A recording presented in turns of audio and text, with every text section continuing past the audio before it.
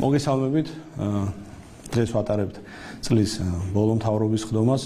მინდა საუბარი დავიწყო იმ მნიშვნელოვანი შედეგებით, წარმატებებით, რომელიც ერთობლივი და თანამდებობრივი პოლიტიკის შედეგი გახდა.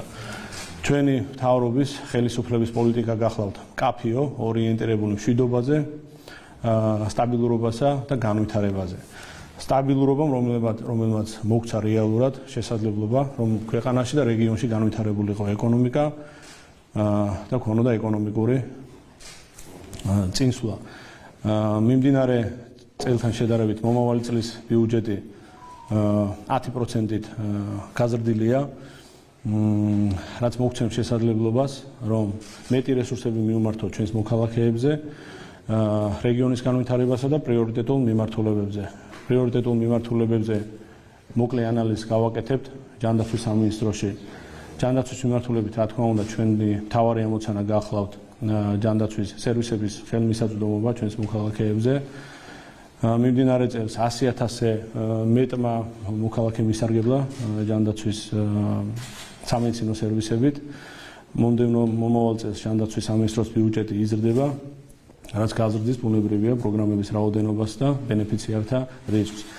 განათლებას, რაც შეეხება განათლება, მოგეხსენებათ გახლავთ რეგიონის ქვეყნის გრძელვადიანი განვითარების საფუძველი. მიმდინარე წელს იყო ძალიან მნიშვნელოვანი წარმატებები, 10,000-ზე მეტ მოსწავლეს გაუმჯობესეთ სასწავლო პირობები და გარემო.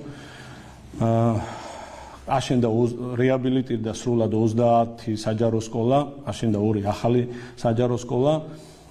დარგის ბიუჯეტი იზრდება, რაც მოგცემს შესაძლებლობას, რომ ეს მნიშვნელოვანი პროცესი მომავალ წელსაც უწყვეტლივ გაგრძელდეს. მინდა გავამახვილო ყურადღება სპორტის დაფინანსებაზე, რომელიც ასევე იზრდება. მადლობა, რა თქმა უნდა, ჩვენ სპორტსმენებს, რომლებმაც წლის განმავლობაში არაერთხელ ასახელა ჩვენი რეგიონი და ჩვენი ქვეყანა. მადლობა მათ ასევე ჯანსაღი ცხოვრების წესის პოპულარიზაციისთვის. გადავალ სოფლის მეურნეობის სამინისტროზე, რომელიც გახლავთ რჩება ჩვენი მთავრობის გუნდის ერთ-ერთ მთავარ პრიორიტეტად. მიმდინარე წელს 29,000-ზე მეტმა მოქალაქემ ისარგებლა ჩვენი სოფლის მეურნეობის პროგრამებით. დარგის ბიუჯეტი ასევე იზრდება და შესაბამისად გაიზრდება დამხმარე პროგრამები და უფრო დაფასდება ადგილობრივი ფერმერების შრომა. მინდა გავაკეთო მოკლე ანალიზი მიმდინარე ციტრუსის სეზონთან დაკავშირებით. ამ დროისათვის ექსპორტირებულია უკვე 23,000 ტონაზე მეტი მანდარინი, რომლის ჯამური ღირებულება გახლავთ 13 მილიონ დოლარამდე.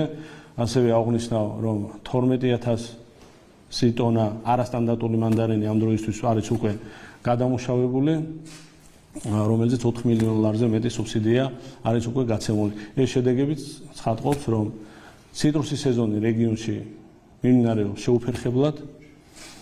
ქართული მანდარინი გადის როგორც საერთაშორისო ბაზრებზე, ისე ადგილობრივ ბაზარზე, რაც რეგიონისთვის არის ძალიან მნიშვნელოვანი, მოგეხსენებათ.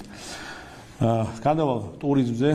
ტურიზმის მიმართულებით ჰქონდა მნიშვნელოვანი წარმატებები, ჰქონდა საერთაშორისო აღიარებები, ემოციები.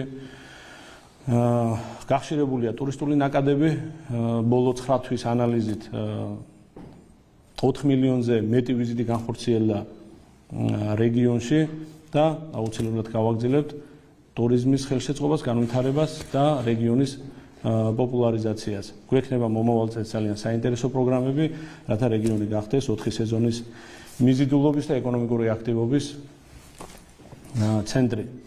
შევეხები კულტურის მიმართულებას. სამინისტრო იყო ასევე წარმატებული, ძალიან საინტერესო ღონისძიებები ჩატარდა, საერთო ჯამში 600-მდე ღონისძიება ჩატარდა, რომელიც რა თქმა უნდა ემსახურებოდა როგორც კულტურული მემკვიდრეობის დაცვას, ასევე თანამედროვე კულტურული ცხოვრების განვითარებას. მინდა მადლობა გადაგიხადო თითოეულ თქვენთაგანს. ეს არის ერთობლივი მუშაობის შრომის შედეგი. მადლობა გადავხადო ყველა საჯარო მოხელეს, ვინც მონაწილეობა მიიღო ამ მნიშვნელოვან პროცესებში. რა თქმა უნდა, მადლობა ჩვენ საზოგადოებას, მოქალაქეებს, თანამშრომლობისთვის, ნდობისთვის და რა თქმა უნდა, ერთობლივი ძალისხმევით იქნება მხოლოდ შესაძლებელი, რომ მომავალი წელი იყოს უფრო წარმატებული და ნაყოფიერი. მადლობა, შეგვიძლია გადავიდეთ დღის წესრიგით გათვალისწინებულ საკითხებზე.